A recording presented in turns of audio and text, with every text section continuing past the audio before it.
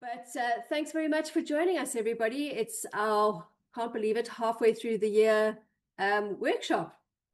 So yeah, 2025 just seems to be dashing past us once again. And we are here for a research workshop with Judy Mann. I normally don't actually need to introduce Judy because most people know her.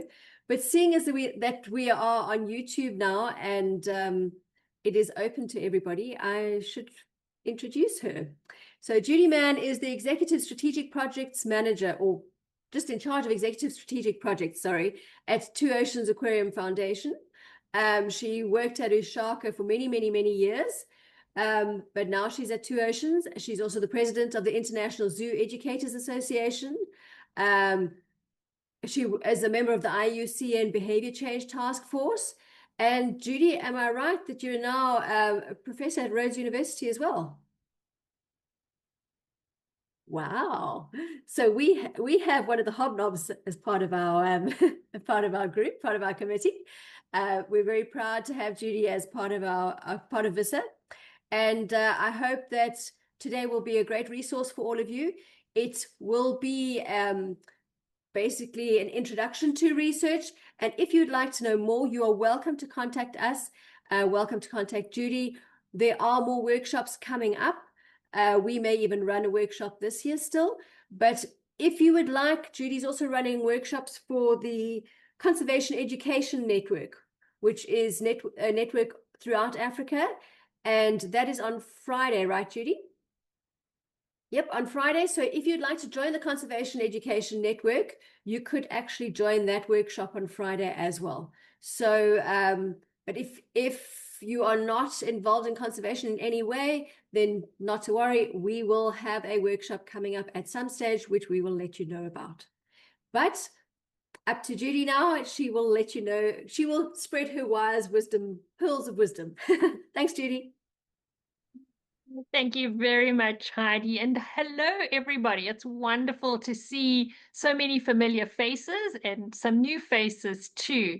And just an incredible shout out to Heidi and her team who've kept VISSA going all these years. So I can't believe that the little idea that Heidi and I had sort of in Cape Town sitting over a cup of coffee is still going and helping our community. So well done, Heidi, to you and Robin and the rest of the team for keeping it going.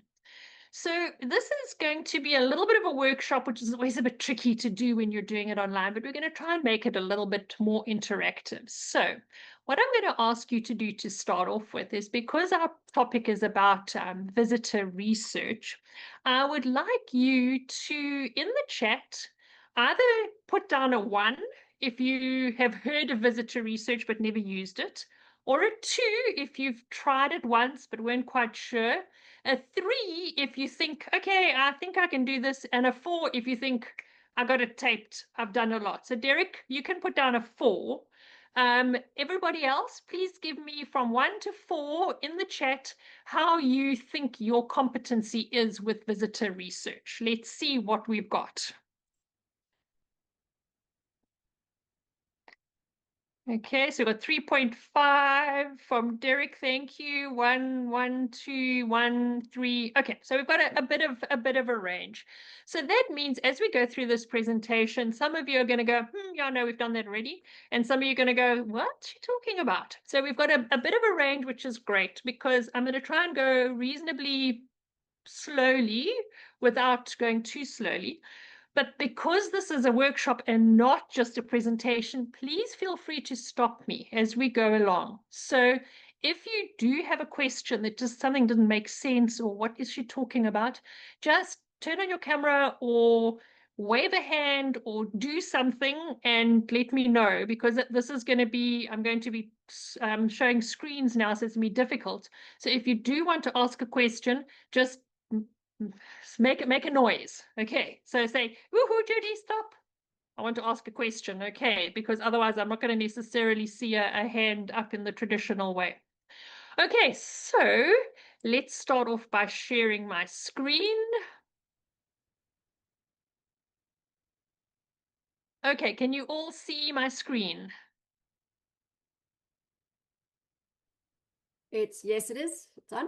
Okay, all good. Okay, you can all see my screen. I love this quote because it says the answer lies not in the exhibit, but in the way the visitors perceive the exhibit. An understanding of how people respond to exhibit requires an understanding of people and not exhibits. And I think that this is really fundamental to understanding the visitor experience.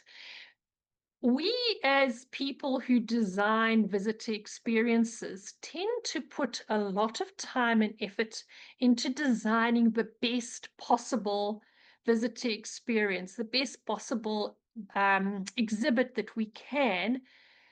But often what we're doing is we're creating something that we like, something that works for us. And when we start to understand the visitor experience, we start to learn that in actual fact, what we're trying to do is to understand the visitor experience and not what we like. And I often say when we do visitor research, we're taking off our glasses and we're putting on the glasses of our visitors so that we can actually see the exhibits or the experiences through their eyes. So if we have to very simply look at what is visitor research, it's the process of basically systematically obtaining knowledge from and about our visitors. Now, there are a couple of words that are really important. The first one is systematically obtaining knowledge. And the reason I use that word is because visitor research isn't popping into the aquarium or the museum and asking a few people a few questions. That's not visitor research. It may be interesting and it may give you a snapshot, but that is not visitor research. Visitor research is a process. It's something that needs to have a plan, and that's what we're going to go through today. So it's systematically obtaining knowledge from and about our visitors. And then really secondly, results can be used to improve the experience to achieve desired outcomes.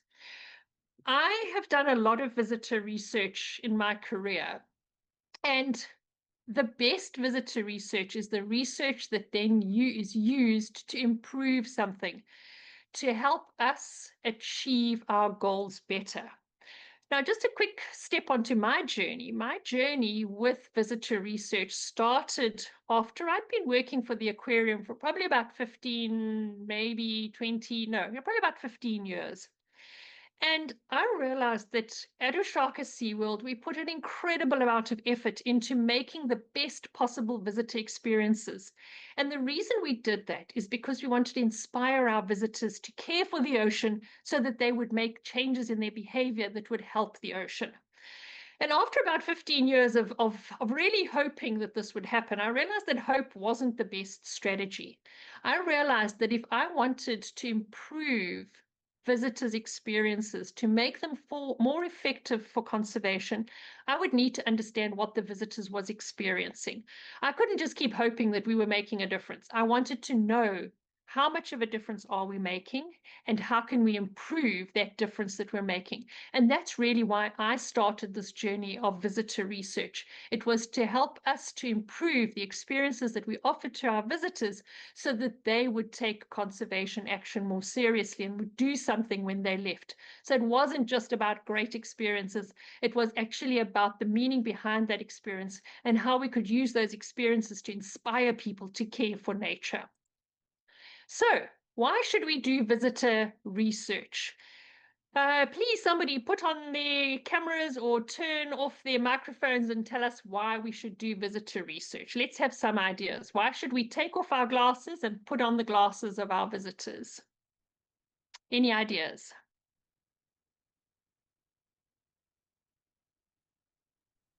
So that we know what they want. Okay, so we know what they want. Yes. What else?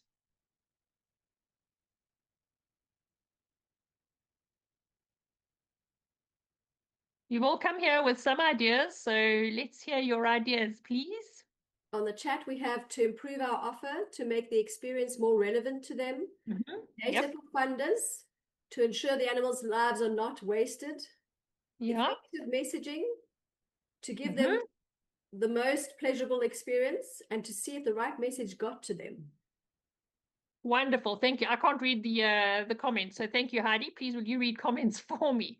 Okay, that's great. We've come up with some really good reasons why we do visitor research, and I think that I've captured some of them in the next slide. So if we look at why do we do visitor research, the first one I've put here is to check our assumptions.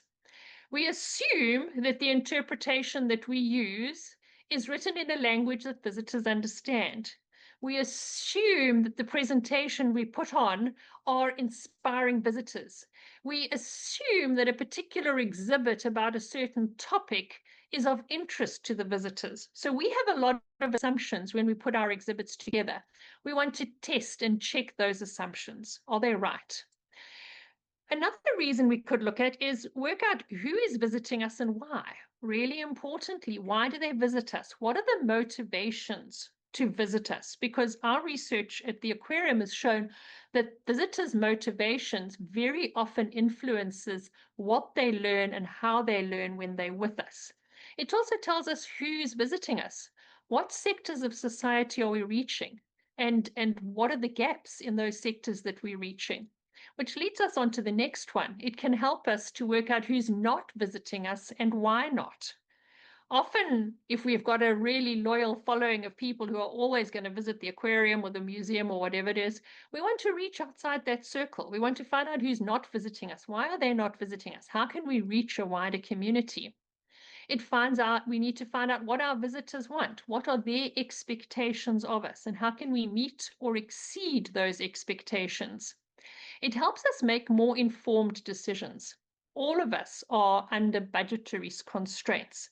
All of us have got a limited amount of money to do what we do. We need to be able to make the most informed decisions so that we use our money very wisely. But then I've put the next one in. It can't and shouldn't make the decisions for us. Very often, somebody will look at a report and go, oh, well, the report tells us this and this and this. The report doesn't tell us what to do. We need to make the informed decisions based on the information. It helps us more effectively serve our visitors so that more people visit us, so that we can make more money, so that we can do our job better. Very simply put, but that is part of it. We want to be able to serve our visitors more effectively. And then ultimately, we want to achieve our mission. Our mission at the various aquariums I work in is about inspiring people to care for nature. We want to be able to achieve that more effectively. So these are just some of the reasons, and you might have different reasons for doing your visitor research. That's great. There are many, many reasons to do visitor research. These are just some of the reasons that we could think about. So simply put, visitor research helps us to see our facility through the eyes of our visitor. Put on their glasses and take off yours. It provides information for strategic planning, for marketing, communications, guest services, events, exhibits, education, presentations. Depending on what you focused on for your research, you can help to gather information for any of these sectors. But understanding the visitor experience is not a simple process, and it's something that has been growing in probably the last 15 years. I've seen a massive increase in understanding of visitors and in visitor research. There are now more papers. I think, Derek, you'll know this, and Marina and anyone else who's done any visitor research will know that the number of papers has just increased astronomically in the last few years. But what's really interesting is down here in South Africa, we don't have that much visitor research. So we have great opportunity to do visitor research. We're what's called a big geographical gap. So our colleagues that are in Washington, you've done enormous amounts of visitor research. You have many, many organizations that are dedicated to doing visitor research and doing evaluation and impact research, whereas in South Africa, we don't have much of that.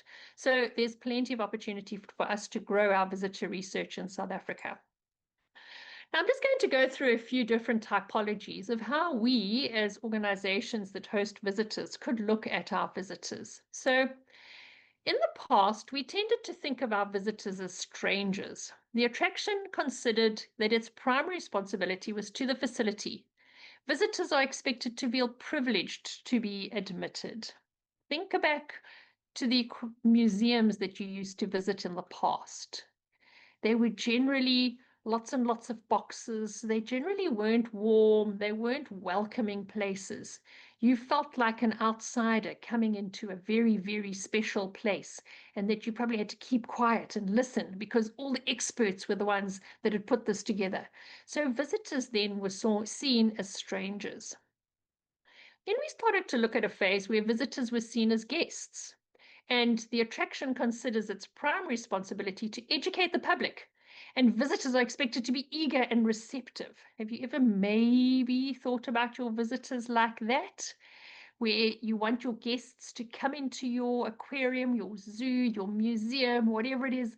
They must be eager, they must be keen, they must want to come and learn. So seeing your visitors as guests. Or we have a different way of seeing our visitors as clients. The attraction considers that its primary responsibility is to be accountable to the visitor. Visitors are acknowledged as having needs and expectations that the attraction should understand and meet. Now, I want you all to be very, very honest here.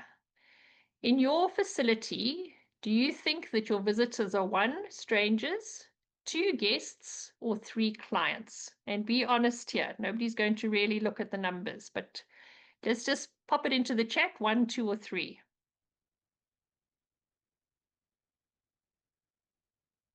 Heidi, what have we got?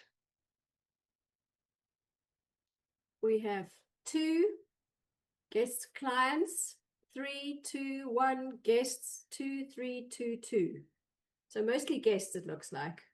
Okay, yeah. So that really is what most people are thinking about. And if I look at the wider visitor research that I read and I've been through in the past, very often we are still at that guest stage. Very few facilities are still really looking at their attractions as clients. But I'd like to give us a fourth option.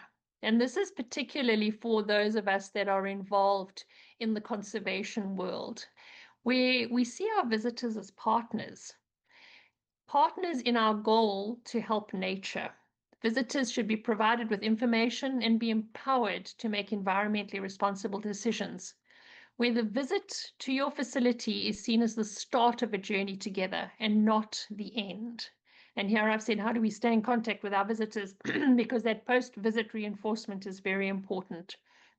So this is a different way of seeing our visitors, not as strangers, not as clients, not as guests, but as partners.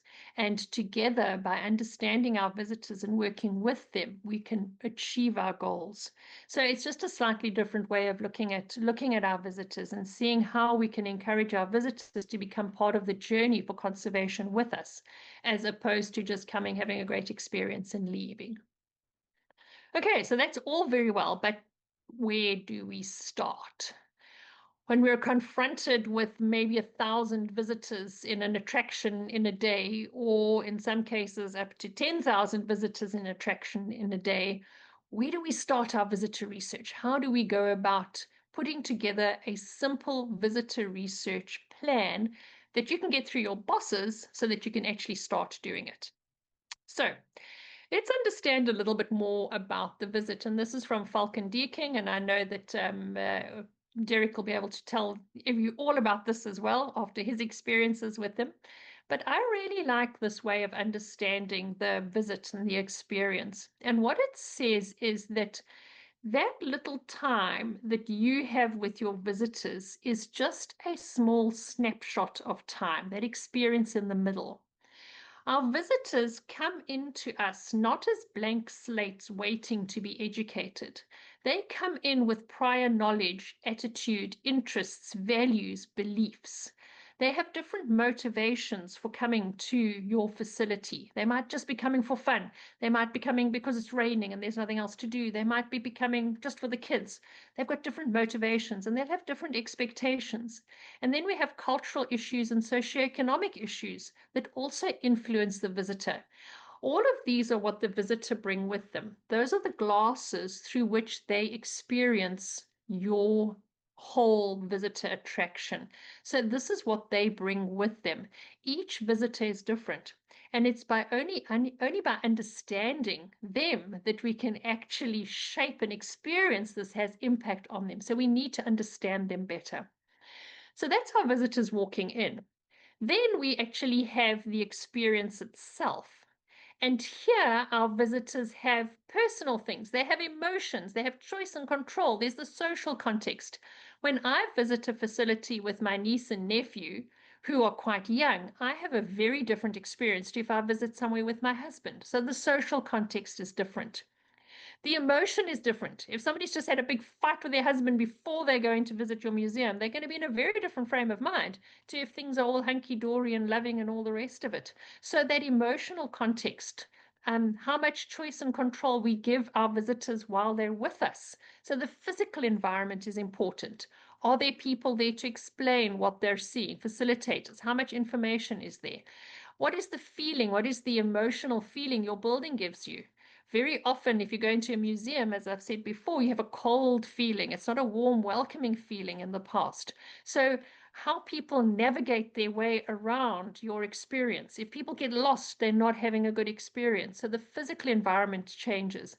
And all of that influences the experience, which then will influence the short-term impact on visitors. How do they feel? What do they learn? Are you influencing their attitudes? What are they thinking about in terms of their behavior? And then all of that will have an impact on the long-term changes that you're looking for. So you can see that understanding the visit experience is quite complicated. So I'm just going to quickly summarize it like this. So a visitor brings motivations, expectations, previous experience, knowledge, social context. The attraction provides settings, activities, information, etc. The visitor experiences something sensory. They see stuff, they hear stuff, they smell stuff. There could be behavioral experiences. They could do things. It could be emotional. They could be learning something cognitively. They could be talking to each other in relation to each other. You could be encouraging them to have a bit of introspection, to reflect a little bit on what they're seeing, especially people who've got emotional exhibits, some of the hot interpretation, talking about history. That's very introspective. It's something people think about. Restorative experiences. For some people, just seeing fish is restorative to their spiritually enhancing. Some people think of a visit to our facilities as transformative. I've got many visitors that have said, once I'd visited your organization or your facility, your aquarium, my relationship with the ocean changed forever. Or it could be negative. You could have a negative experience. And then what does our visitor take away with? Now, all of this gives us many, many areas that we could study about the visitor and put into our visitor research. So let's start with a few steps to success. So the first and the most important thing is your research question. What do you want to know? And this is often the hardest step because very often we want to get on, let's do a survey. We don't often stop to say, what do we actually study? What do we want to know? What are we trying to study? What do we want to know? That is the critical question. Once you've got that, you're looking at your methods and you're creating your instruments. How are we going to get the information? Then step 3, never stop step 3. Please don't ever miss it. Will the method and the instrument answer the question? Go back and check. This is such an important step because often by the time you've finished designing your beautiful survey, you have strayed so far from your research question that you're not going to answer it in the first place. Then you collect the data, nice and simple. We'll go through that just now. Enter and analyze the data, communicate the results, and then please use the results. We're not trying to create dusty tomes that sit on shelves. We're trying to create something that people can use.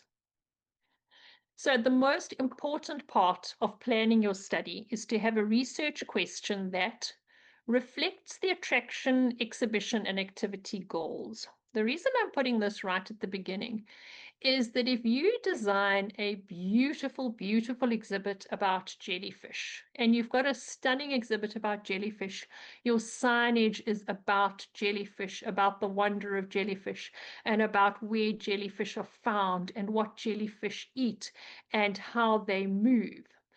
And then in your visitor survey, you ask people about the importance of jellyfish in ecosystems and conservation of jellyfish. You're going to get answers that don't relate to your exhibit. If you have an education program or a lesson that is dedicated to teaching children about rocky pool animals, and your survey discusses what have the visitors learnt, or what have the kids learnt about conservation of the ocean, and you haven't taught them about conservation of the ocean, you're not going to have a match. So it's really important that you understand what you're trying to achieve with your activity, with your exhibit, whatever it is, before you ask the questions. Because if you don't, you're setting yourselves up for failure. So you need to make sure that the questions that you're asking reflect what you're trying to achieve. Ask questions that'll help you make decisions. Sometimes the questions we ask are really interesting, but there's actually nothing we can do about it. There's nothing we can change in it. And understanding that particular answer won't help us do anything better. So think very carefully about your questions. Make sure that your research question is clear and concise. Not and then I want to discover this, and this, and this, and this. That's a PhD. That's something different. For this purpose, make sure that you've got a clear, concise question that you can answer. The research question, what does the study need to tell you? Very simply put, what do you need to know? So those are just simple ways of saying, what is your research question? Okay, let's put some research questions into the chat. Who's got some ideas of research questions that they'd like to test out? Heidi, can you help me read some research questions in the chat, please? As soon as we have something pop up, I will. Thank you.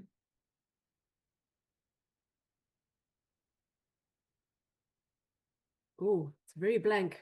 Come on, everybody. Simple research questions, not PhDs. How about, do our visitors actually make a change in their daily lives to help the oceans? There we Okay. go. How did this There we exhibit go. make you feel or think? Great. Why did you decide to visit us today? Nice motivation. How can I ensure that my visitors hear the message in the dolphin show? Big one, yes. Why do you litter? Okay, yep. Behavior.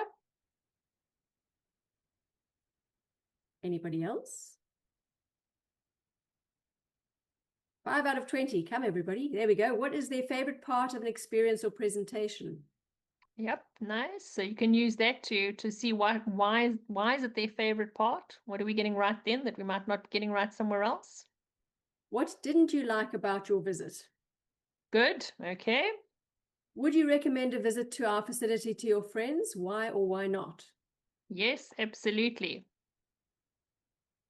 Okay, so we've got some quite nice questions there. Thank you. And you're going to see some of your questions popping up. So I'm going to now go through some research question examples, and you can see which ones you'd like to use or which ones you have used. So the first one, you could look at a general visitor survey. So this is often where we start, and there are different ways of doing it. So who visits the attraction? So what are the demographics of our visitors? Why? What's their motivation? Have they visited us before? Are we getting attraction or repeat visitors? What do they do when they visit us? Which are their favorite exhibits? We've just had that one. Do they interact with staff or volunteers? Are we meeting their expectations? And then a good one, what do visitors not like about our attractions? So you came up with some of those in your list of questions that you gave us. So these are all used to help inform strategic planning. So you can use them across the board in your organization to help with your planning, your marketing, communication, etc. A marketing research type study might be looking at how visitors hear about the attraction. What's the influence of language on marketing? Do visitors use your website? What's the role of word of mouth? How do they rate the experience? What encourages repeat visitors? And this is really very often used for marketing purposes. So these sort of market research questions can be used if you're trying to market your facility more effectively. The next ones could be questions around exhibit evaluation. How are the visitors using your aquarium or your exhibit? So where are they stopping? How long are they stopping in those various places? What are the exhibits that they really like? What are their impressions after seeing the exhibit?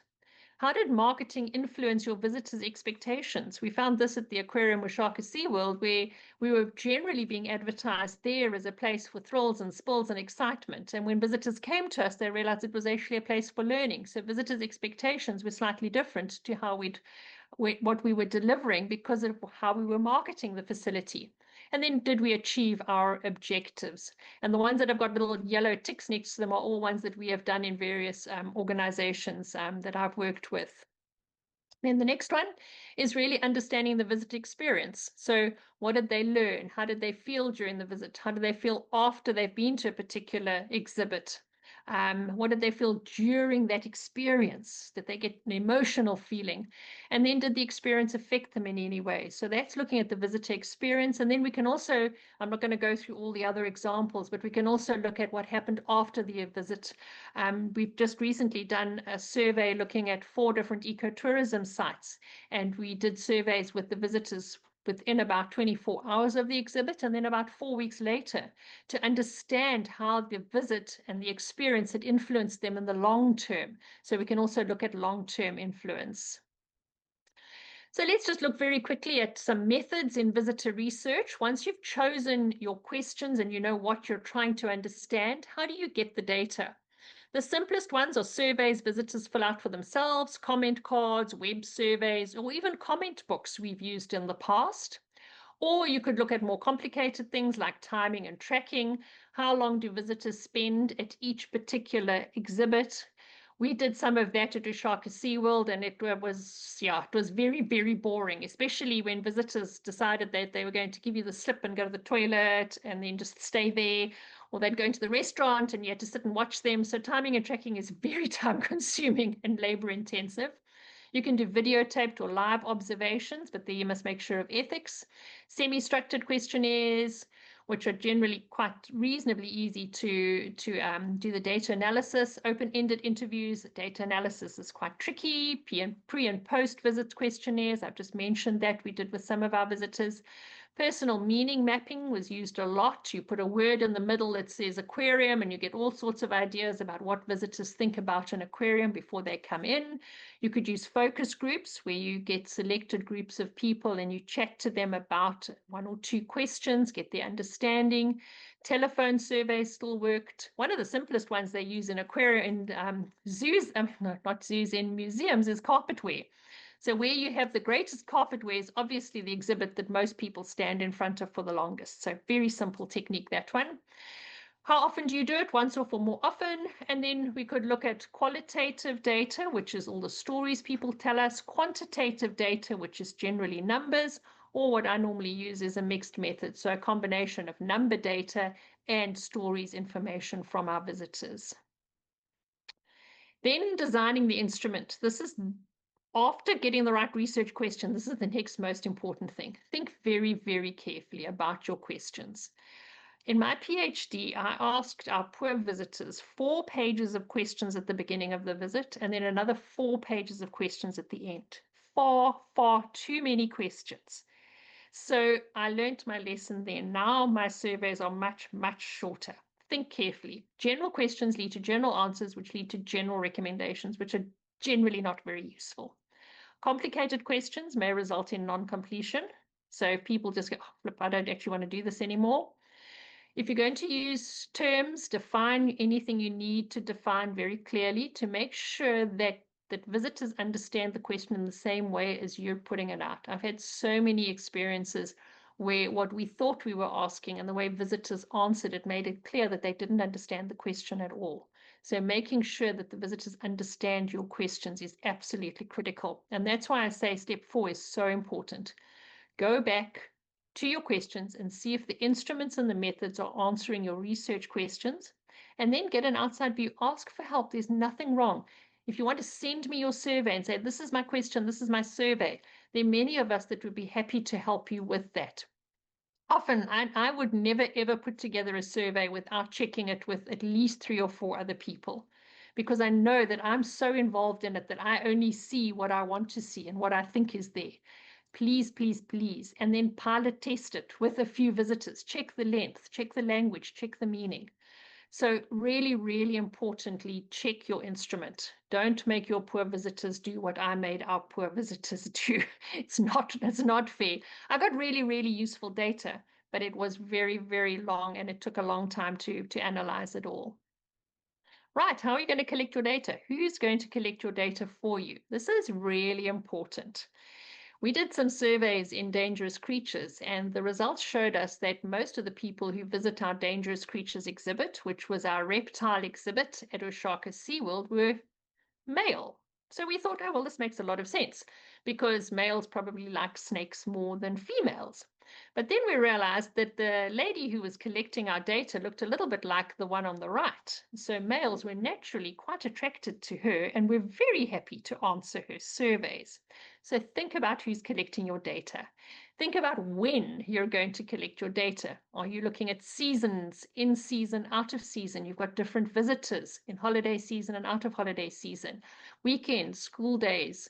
So think about when, think about where. Make sure it's comfortable wherever you are collecting your data. If it's raining, if it's cold, if it's overcrowded, if there's a cold breeze, all of these things are going to detract visitors' enthusiasm to answer your questions. And then make sure that you train your data collectors very, very well. We've got a whole program that we use to train our data collectors. So make sure you train them well and make sure that you have open communication with them during the data collection process. These are really vital. Next one, enter the data and analyze it. Think about this before you start your study.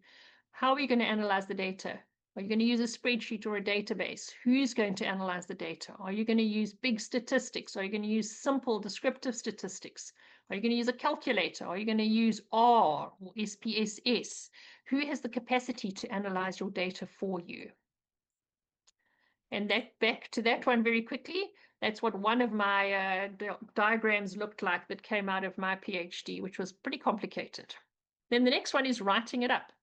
Write it up in a short and simple way so that people can actually use your report. Just put together an executive summary if necessary with your key findings. Help the people that you've done this work for to really understand what the data means and how the data can be used. So that's you maybe, but you could be presenting it to your board, you could be presenting it to the volunteers, you could be presenting it to other staff members. Make sure that when you write it up in a way that people can actually understand it. And then share it. Communicate your results with the people who can use it. Who is going to use your data? How can they use that data? Use pictures and graphs. At Oshaka SeaWorld, we tried to produce what we call these one-pagers of all of the different research that we did. And that one-pager we could print and put up on all of the notice boards in the organization so that all of our staff at a glance could see what the results of that particular survey was. So this one was on dangerous creatures. We could do one on the seal exhibit.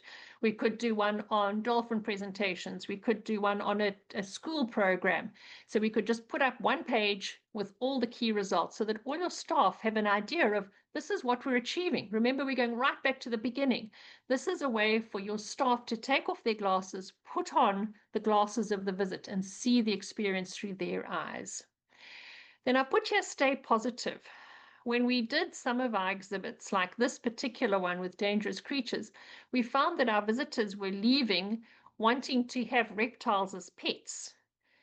And that wasn't what we expected our visitors to leave the visit experience with. So we had to make some changes. So you don't always find all positive, glowing answers. Everything is not fantastic in what we're doing. We do have lessons to learn and we can improve, but that's the point of doing the research. So keep your eyes open and keep positive. And if you do find results that are not as positive as you would like them to be careful how you communicate that to the team who put the exhibit together. If you find that an exhibit isn't achieving what you'd hoped it to achieve, think very carefully how you put that across to the group of people who put that exhibit together, making sure you stay positive, you look for the positives, and you work out how your results can help you improve that exhibit going forward. So just to conclude very quickly, understanding your visitors is critical. We all know that. Ultimately, it'll save you money. If you're putting all of this effort into your exhibits, into your shows, into your presentations, and you're not achieving your goals, you're wasting money. It'll help you make more money. If you can make the visitor experience great and even better, it'll improve the visitor experience.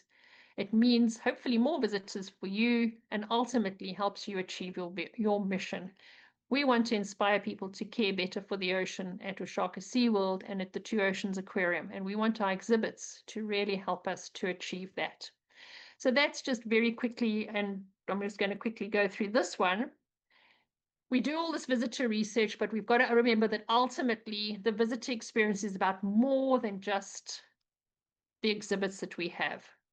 And this is an important quote. Until we reached the snack stand, the young woman who waited on us was so uninterested and the food was so poor that my students talked of nothing else the whole afternoon. The magical opportunity created by a $15 million experience investment was quenched by the most junior employee in the whole park. So when we're trying to understand our visitor experience, we must remember that it's not just about what we do, it's about that whole experience. And this is really, really important and why everyone needs to be on board with giving our visitors that magical experience. So that's it. Thank you very much to all of you for listening. I hope I haven't taken a little bit too much time, hopefully not too bad. Thank you to the people that have helped me over the years in my visitor experience journey. And then we're here to help you. So lots of places where you can learn more. I'm happy to share papers. I know Marina's got lots of papers. Heidi's got papers. Derek's got papers that we can share with you, all here to help you. So thank you so much, everybody, and I'm open to questions. Thanks, Judy. Wow, once again, a great, huge amount of information into a small space that everyone can actually go back, and hopefully they've taken some photos as well of the screens so that they can go back and really have a look at it. I find that's always a nice way to recap and really go in depth. I hope everybody else has done that so that they can still ask questions later on as well. Judy, a question for you from me. I'm not seeing anything pop up as yet, but you're talking about the visitor experience and surveying the visitors and asking what the visitors want. Sharon came up with something interesting in her presentation in February, and she said they actually also think about the staff. They also survey staff and ask the staff how they feel and what they think, and the whole thing of, if your staff are happy and they're enjoying their job and they love sharing what they know with their guests, that helps the experience too. What are your thoughts? Absolutely. So when we started on our visitor research journey, we actually did a staff survey. So we wanted to understand what our staff felt and thought about conservation, what their conservation practices were at home, etc. Because if we haven't managed to communicate our conservation messaging to our staff who are with us sometimes 24 hours a day, how are we going to get it right with a 2-hour visit? So we started our visitor research with our staff. So absolutely critical. And I see there's a question about, is there an effective way of engaging children in survey? I've recently been doing some work in Zimbabwe and Zambia, where I've been working with environmental education projects and evaluating those environmental education projects. And many of those are working with children. And we found some really innovative techniques that we're using, very low tech, simple techniques to evaluate, for example, the impact of a visit into a reserve, those sort of things. So we have got some ways that we can help you with working with children. Really important to remember there are incredible range of ethics when you're working with children. So any form of research that we do has to go through an ethics clearance process. So I didn't mention that in the beginning, but if we're doing visitor research, whatever form of research, we go through an ethics clearance. So in the aquariums, we've got ethics boards. So any form of research, we need to put through an ethics clearance, even if it's a simple asking visitors. But when you get to working with children, you have to have a lot more ethics clearances.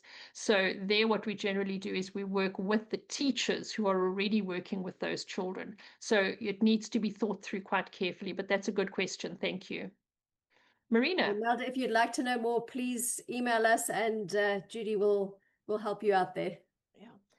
Judy, I actually wanted to ask you something about ethics, because I know that if we want to do research and we want to publish from the research, then there's a very high requirement for ethics clearance. And I was wondering if that's actually what I wanted to ask you, if you just do a survey for your own purposes, for your own, say, for the aquarium, and you're not intending to publish it or share it with somebody. But from your answer, I now see you also need to go through ethics clearance. Am I right? We would go through ethics clearance. So generally, if it's something that we want to publish, we would put together the entire ethics form, etc., for that particular study. But if it's like an ongoing improvement, so dangerous creatures, and then we do the dolphin show, and then we did the seal presentation, and then we did MPA exhibit, for those sort of ones, we might do a blanket ethics clearance. So this year in our visitor research, we'd like to do this, and this research. So we would get clearance for a year of activities. But whatever we do, that ethics clearance is important. Because I know a big question in ethics always is, will you identify the people or not? Because sometimes people don't mind being identified or being photographed, but sometimes they do. So that's always the big thing. Do you anonymize them? Also, if you're taking photos of visitors in general, you know, can you see their faces, and what do you do with those photos? That's quite a big question as well. And I also, just maybe while I have the opportunity, I also wanted to ask if you could maybe elaborate a little bit more based on what you've said today. What is the longer week-long workshop going to be about that's coming a bit later? So we've got a week-long workshop coming up at the end of the month. That is being hosted by two colleagues from the Living Desert in the US, and they're looking at visitor research. They're looking at social science research around conservation particularly. And that one is a free workshop, but unfortunately that one is full already. So we are full on that one. And then there's probably another one that we're going to host through the Conservation Education Network. And what I'll do is I'll send Heidi the information about the network, because the network is always open to growth. We just have 2 workshops a year, sometimes online. We're going to try and do an in-person one in November. But we can always organize an in-person workshop for VISSA if we want to. All we need to do is find a spot where everyone can come together, and we could run a 2 or 3 day workshop for our VISSA members if we wanted to do that. Yeah, that's awesome. I would love to find out more about the network, how to join, you know, how to join, and for sure. Perfect. We'll send you something, Marina. Thank you. Thanks. Okay. Is there anyone else with another question?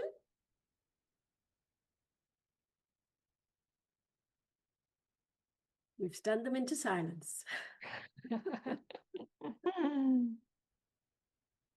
Okay, well, a question from me then. With regards to ethics, Judy, what are the main points do you think that need to be taken into consideration? I'm thinking, you know, if you're doing videos, photos, obviously you've got to watch out for people's faces.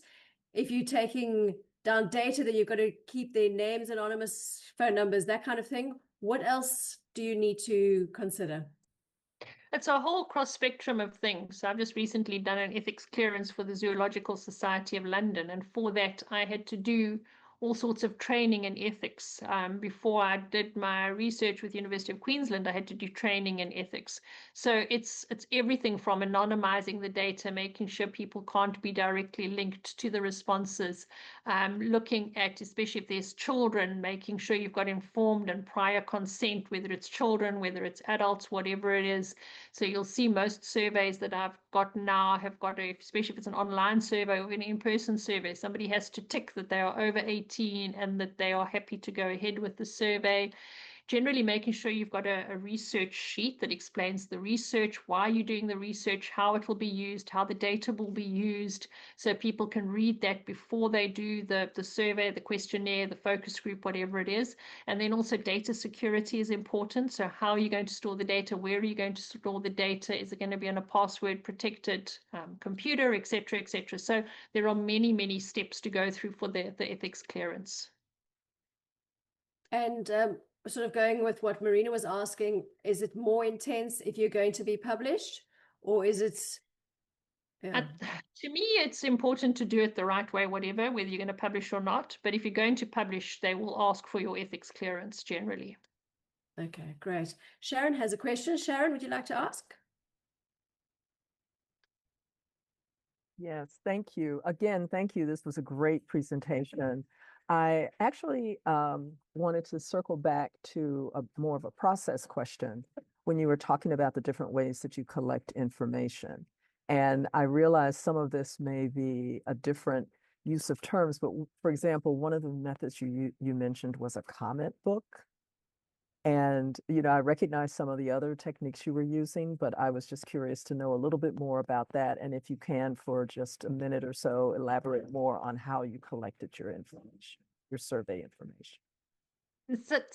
Thank you, Sharon, for that question. That was kind of one of our very, very first little forays into it, because we hadn't ever done any visitor research, but we knew we had a visitor comment book. So we actually looked at that to find out what visitors were saying about the experience.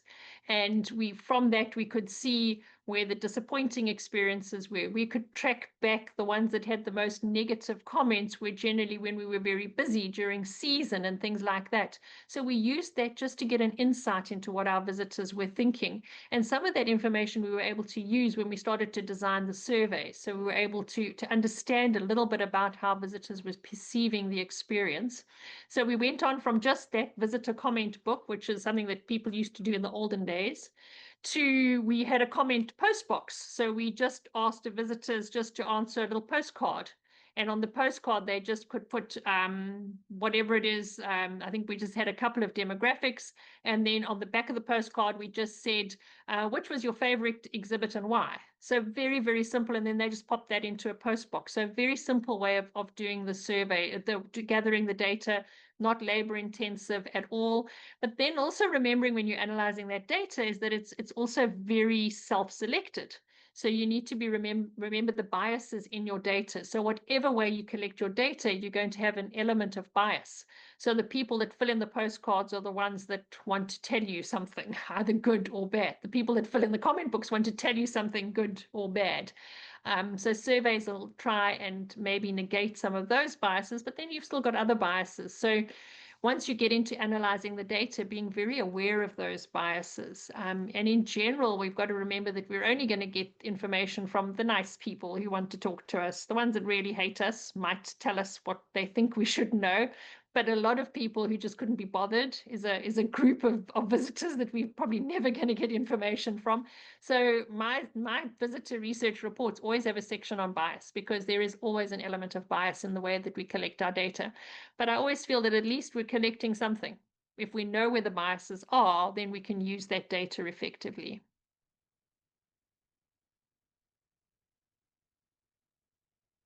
Sorry, I had to get unmute. That was very, very helpful. I really appreciate that additional detail. Thank you. Thank you. Judy, I have two questions, one from myself and one from Marika. The first one, how often do you use social media for evaluation? And do you perhaps have an example of what you use, which social media you used to be able to do it? So I haven't used social media for evaluation at all, but my colleagues at University of Queensland have used TripAdvisor. So they've done quite a lot of use of TripAdvisor in terms of looking at visitor perceptions, etc. So they've used that. Obviously, there are biases in that data, but they've used TripAdvisor. I haven't used social media for data collection for my projects. Where we have used social media is looking at fishermen behavior and looking at how fishermen portray themselves in social media. So looking at fishermen that are posing with their fish out of water, people that are posing with dead fish, etc., and using that to try and understand if there are slow changes in the ethics of fishermen over time. And it's something that we actually have been able to track using social media as an indicator of changes in angler behavior. That's very interesting. Question number two, how can AI enhance the experience? I'm not a good person to ask a question about AI. I've only just discovered the joys of ChatGPT. So there are a lot of people who are looking at AI and how it enhances the experience. I had a meeting with somebody the other day to look at how can we design a virtual experience of the future so that we can start to let people understand the future that's coming. But I'm not an AI expert, so I'm not going to try and answer a question on AI. Sorry. Oh, Derek's moved to a tropical island. And he has his hand up, so he'd like to ask something. Quite breezy. Hello. Yeah. Judy, our science center, like most in South Africa, deal with school groups. And I spent the year with John Falk in America. I brought him out here last November. We've designed and put together a major research project, which is the first that he will have done in Africa. So to reinforce your point from earlier, we're so excited about it. but I have to get ethical clearance from the education department. And I've spent 3 months now just waiting for them to answer my letter. And to be honest, I'm ready to give up because I'm very keen about the research, but the ethics has just become impossible, and no one is prepared to sign off because with under 18s, everybody is terrified about it. So I really don't know what to do because all of my clients are under 18, and just, getting an answer with KZN Education Department has proved absolutely impossible. I don't know if you have any bright ideas, but I would welcome them. Sure, Derek. Not off the top of my head, but let me give it some thought. Yeah. Or anyone yeah, else, please, because yeah. as I say, I'm so excited about the research. But to be honest, if I have to do this with every bit of research, I'm never going to do it again. Because it's just completely and totally debilitating. No, some of the ethics stuff is Yeah. really over the top. And the thing is, I want to ask them questions about physics, not about anything emotional or personal or whatever. Yeah. Yeah, I mean, as teachers, they test the kids all the time, and it's not Exactly. considered research. Yeah. What you're doing is effectively a different form of testing, but suddenly it Exactly. becomes a different, yeah. No, Exactly. let me think about it, Derek. I don't have a quick Yeah. answer, but I'll think about it. I'm just wondering if others have had similar experiences because, because we have school groups, that's the only way I can go. I do know when I did my own master's and PhD, the fact that the students were on a self-chosen trip to the science center made it much simpler to get clearance than when you go into their schools. And also, in KZN, and I still remember for that, we were expected to have signed permission by both parents of every child. Now, I think less than 50% of the children had 2 parents. So it was just completely unrealistic. And again, it's the thing where everybody's terrified to do the wrong thing, so everyone rather does nothing. No, Really, it's a really challenge. difficult. And as you can hear, I'm just, I really completely lost interest in John Falk. I mean, he's been very polite about it, but you can hear he's incredibly frustrated at that end. Yeah. Yeah, let's think about it. Maybe Yeah, somebody's thank got an answer. And yeah, I think as Marina says, we avoid any research with anyone under than 18, which is a pity, but it's a reality. That's all of my clients. Yeah, no, that's it. Yeah, thanks. Okay, so I think, Judy, that is it. Unfortunately, we're 2 minutes past 4. The team at Sambra took some great lessons towards animal welfare research. Okay, so we've got a few thank yous as well in the chats, Judy. It looks like everybody is super excited and very happy. Your survey in the chat shows that you have done well. You have achieved what you wanted to achieve. Hopefully, we'll still get some emails with questions. Really, if anybody has anything still that they would like to ask, any kind of opinions on surveys that they've got set up that they'd like to use or anything, you're welcome to ask. We can always redirect you to Judy or anybody else. Marina's also there. And she's also got her hands full with lots of things she's doing, but we can always ask other people for advice or their opinions on what you are doing, how you could possibly improve it, that kind of thing. So feel free. We want more research happening in South Africa, well, in Africa. So please feel free. Don't be scared of doing research. Don't be scared of dipping your finger in there and just trying it out and seeing what you can do, because you can only improve what you're already doing by doing some research. And if you don't want to do research, just do a little study. Yes, look at it that way. So thanks, Judy. Thank you so much for your time and sharing your knowledge once again. Thank you, everybody, for joining us from far and wide. And we hope to see you next month. Oh, firstly, also thank you, Robin. Robin is behind the scenes every single month. She's always helping us out, always making sure that everybody's connected. So thank you, Robin. I know you're trying to hide, but thank you.